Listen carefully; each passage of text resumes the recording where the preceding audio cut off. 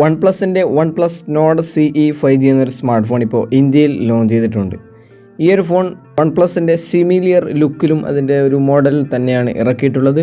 So എന്തായാലും നമുക്കിതിൻ്റെ detail ആയിട്ടുള്ള സ്പെസിഫിക്കേഷനുകൾ വീഡിയോയിലൂടെ പരിശോധിക്കാം. അപ്പോൾ ഒട്ടും ടൈം വേസ്റ്റ് ചെയ്യാതെ let start the video.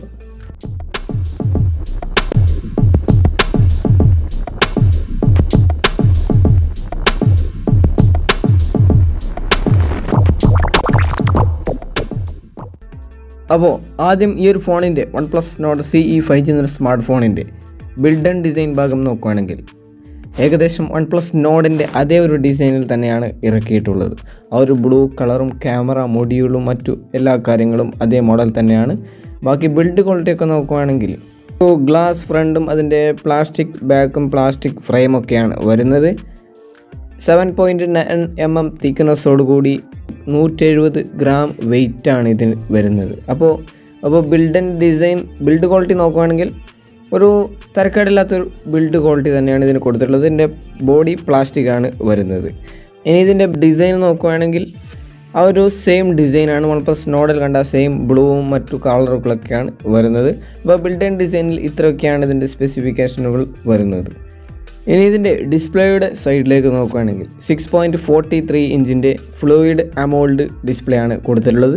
90 ഹെർട്സിൻ്റെ refresh റേറ്റും കൂടി സപ്പോർട്ട് ചെയ്യുന്നുണ്ട്. 410 പിക്സൽ പെർ ഇഞ്ചിൻ്റെ ഡെൻസിറ്റിയും ബോഡിക്ക് കൊടുത്തിട്ടുണ്ട്. 20:9 എന്ന ആസ്പെക്ട് റേഷ്യോയിലാണ് ഈ ഫോൺ വരുന്നത്. അപ്പോൾ ഡിസ്പ്ലേ നല്ലൊരു ഡിസ്പ്ലേ തന്നെയാണ്. അമോൾഡിനേക്കാളും കുറച്ച് മികച്ച ഫ്ലൂയിഡ് അമോൾഡ് ഡിസ്പ്ലേയും വരുന്നുണ്ട്.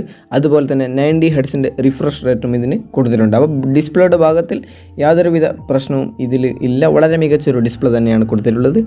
അടുത്തതായിട്ട് ഇനി ഇതിൻ്റെ പെർഫോമൻസിൻ്റെ സൈഡിലേക്ക് നോക്കുകയാണെങ്കിൽ Qualcomm Snapdragonൻ്റെ 750G 5G എന്നൊരു 8nm ചിപ്സെറ്റാണ് ഒക്ടാ കോർ പ്രോസസ്സറാണ് കൊടുത്തിട്ടുള്ളത്.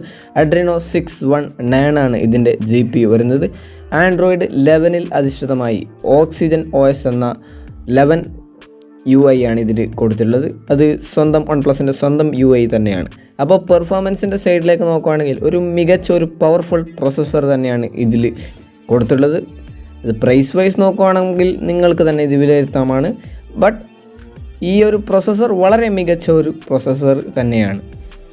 ഇനി ഇതിൻ്റെ ക്യാമറയുടെ സൈഡിലേക്ക് വന്നാൽ 64 മെഗാ പിക്സലിൻ്റെ ഒരു ട്രിപ്പിൾ റിയർ ക്യാമറയാണ് കൊടുത്തിട്ടുള്ളത്. 64 മെഗാ പിക്സൽ f1.8ൽ വരുന്ന ഒരു വൈഡ് ആംഗിളും 8 മെഗാ പിക്സലിൻ്റെ ഒരു അൾട്രാ വൈഡും 2 മെഗാ പിക്സലിൻ്റെ ഒരു ഡെപ്ത് സെൻസറുമാണ് കൊടുത്തിട്ടുള്ളത്. അതിൽ നമുക്ക് 4Kയിൽ 30 ഫ്രെയിം പെർ സെക്കൻഡിൽ വരെ വീഡിയോ ഷൂട്ട് ചെയ്യാനും പറ്റുന്നതാണ്. ഇനി ഇതിൻ്റെ സെൽഫി ക്യാമറയിലേക്ക് നോക്കുകയാണെങ്കിൽ 16 മെഗാ പിക്സൽ f2.5ൽ വരുന്ന ഒരു വൈഡ് ആംഗിളും അതിൽ നമുക്ക് 1080p റെസൊല്യൂഷനിൽ 30 അല്ലെങ്കിൽ 60 ഫ്രെയിം പെർ സെക്കൻഡിൽ വരെ വീഡിയോ ഷൂട്ട് ചെയ്യാനും പറ്റുന്നതാണ്. അതുപോലെ തന്നെ ഇതിൽ 3.5 mm ഓഡിയോ ജാക്ക് വരുന്നുണ്ട്.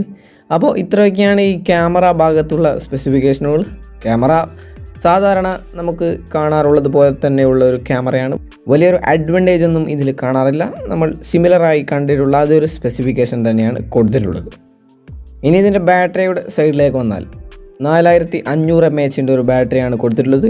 അതുപോലെ തന്നെ 30 വാട്ടിൻ്റെ ഒരു ഫാസ്റ്റ് ചാർജിങ്ങും ഇതിന് കൊടുത്തിട്ടുണ്ട്. 30 മിനിറ്റ്സിൽ 70% ചാർജ് ആവുമെന്നാണ് കമ്പനി അവകാശപ്പെടുന്നത്. അപ്പോൾ ഒരു ഓവറോൾ ഈ ഒരു സ്പെസിഫിക്കേഷനിലാണ് ഇത് കൊടുത്തിട്ടുള്ളത്. ഇതിൽ നമുക്ക് ഡുവൽ സ്പീക്കേഴ്സ് അവൈലബിൾ അല്ല. 12,000 രൂപക്ക് ലഭിക്കുന്ന പോക്കോ M3യിൽ പോലും ഡുവൽ സ്പീക്കേഴ്സ് അവൈലബിൾ ആണ്. ഇതിൽ സിംഗിൾ സ്പീക്കേഴ്സാണ് കൊടുത്തിട്ടുള്ളത്. അത് ചെറിയൊരു ഡിസഡ്വാൻറ്റേജ് ആണ്, കാരണം അവർക്ക് ഇത് കൊടുക്കായിരുന്നു. അതുപോലെ തന്നെ USB Type-C ആണ് ചാർജ് ചെയ്യാൻ വേണ്ടി കൊടുത്തിട്ടുള്ളത്. ഇതിൽ നമുക്ക് അണ്ടർ ഡിസ്പ്ലേ ഫിംഗർ പ്രിൻറ്റ് സെൻസറാണ് കൊടുത്തിട്ടുള്ളത്. ഇത് നമുക്ക് 3 കളർ വേരിയൻറ്റിലാണ് ലഭിക്കുന്നത്. Blue, void, charcoal, ink, silver, ray എന്നീ 3 കളർ വേരിയൻറ്റിലാണ് ഇത് കൊടുത്തിട്ടുള്ളത്.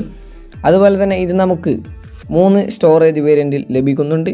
6GB 128GB, 8GB 128GB, 12GB 256GB എന്നൊരു 3 വേരിയൻ്റാണ് കൊടുത്തിട്ടുള്ളത്. UFS 2.1 ആണ് സ്റ്റോറേജ് ടൈപ്പ്. ഇതിൽ ട്രിപ്പിൾ കാർഡ് സ്ലോട്ട് കൊടുത്തിട്ടില്ല. സാധാരണ ഈ പ്രൈസ് റേഞ്ചിലൊന്നും ട്രിപ്പിൾ കാർഡ് സ്ലോട്ട് കൊടുക്കാറുമില്ല. ബട്ട് ഇതിൻ്റെ ഒരു വലിയൊരു അഡ്വാൻറ്റേജ് എന്ന് പറയുന്നത് 5G ഫോണും കൂടിയാണ്. OnePlusൻ്റെ ഒരു 5G ഫോണും കൂടിയാണ്. അപ്പോൾ ഇതിൻ്റെ പ്രൈസിങ്ങിൻ്റെ കാര്യത്തിലേക്ക് വന്നാൽ 8GB 128GB എന്ന വേരിയൻറ്റിൻ്റെ വില വരുന്നത് 24,999 രൂപയും 12GB 256GB എന്നൊരു വേരിയൻറ്റിൻ്റെ വില വരുന്നത് 27,999 രൂപയുമാണ്. ജൂൺ 16 മുതലാണ് ഇതിൻ്റെ സെയിൽ സ്റ്റാർട്ട് ചെയ്യുന്നത്. അതായത് ആമസോൺ വഴിയും അല്ലെങ്കിൽ OnePlusൻ്റെ ഒഫീഷ്യൽ സൈറ്റിലും നിങ്ങൾക്ക് ഈ ഫോൺ അവൈലബിൾ ആണ്. അപ്പോൾ ഇത്രയൊക്കെയാണ് ഈ ഒരു ഫോണിൻ്റെ ഡീറ്റെയിൽഡ് സ്പെക് റിവ്യൂ എന്ന് പറയുന്നത്. ഈ ഒരു ഫോൺ ഈ വിലയ്ക്ക് വാല്യൂ ഫോർ മണിയാണോ അല്ലെങ്കിൽ വേർത്താണോ എന്ന് നിങ്ങൾ ഈ വീഡിയോക്ക് താഴെ പോയി ജസ്റ്റ് ഒന്ന് കമൻറ്റ് ചെയ്യുക. വീഡിയോ ഇഷ്ടപ്പെട്ടാൽ നിങ്ങൾ തീർച്ചയായും ലൈക്ക് ചെയ്യുക. ഇനി ഇതുപോലുള്ള നല്ല നല്ല വീഡിയോയുമായി വീണ്ടും കാണാം. അതുവരേക്കും ഗുഡ് ബൈ.